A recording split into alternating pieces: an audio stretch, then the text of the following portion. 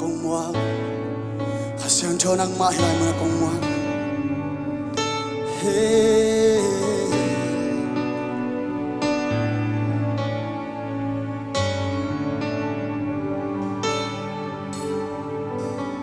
Kakadang takin ng kong swani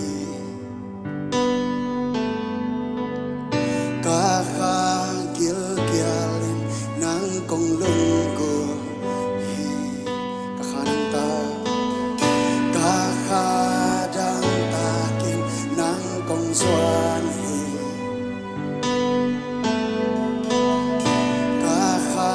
Kakagilgyalin ng kong lungkot Ang ibang loob ng kong isami Ang ibang loob Ang ibang loob kong buwasuki Karimledo ng kong dehito Karimledo kong buwasuki Kakadang takin ng kong swani Kakagilgyalin ng kong lungkot Oh, kakadang takin ng kong swani Kakagilgyalin ng kong lungkot Ang ibang loob ng kong isang Ang ibang loob kong buwasuki Karimledo ng kong dehito Pagkasyan ko Karimledo kong buwasuki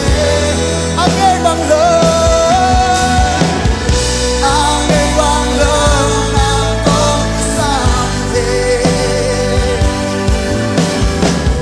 Ang ibang loob kong buwasuki Karimledo ng kong dehito Karimledo kong buwasuki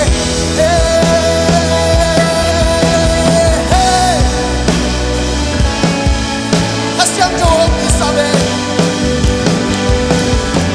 Hasiang jawab isabi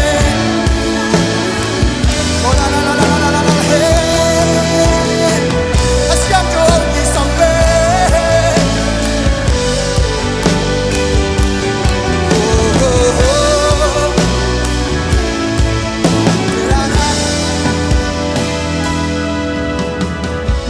Hôm nay mi ca về pi Tôi chim noa Hôm nay mi na khato cây dim lên noa Hôm nay mi ca về pi nang to chim noa Hôm nay mi na khato cây dim lên noa Hôm nay mi ca về pi nang to chim noa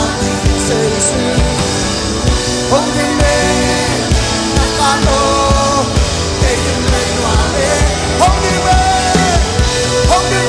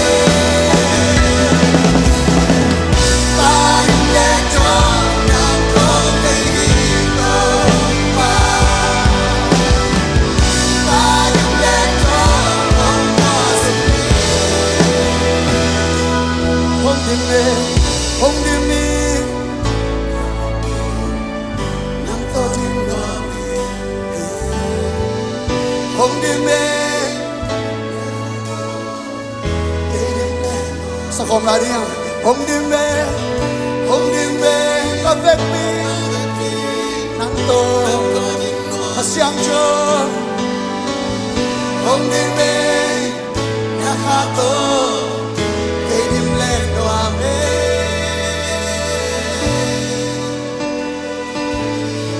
ke dim le no ame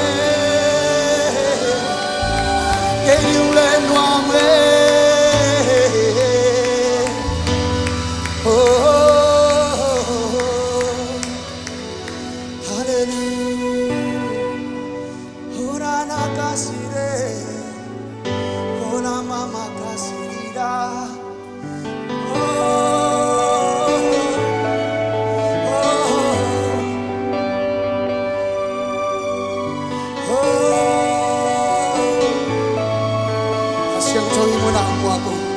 Asyang daw nang akin gong kisamoy.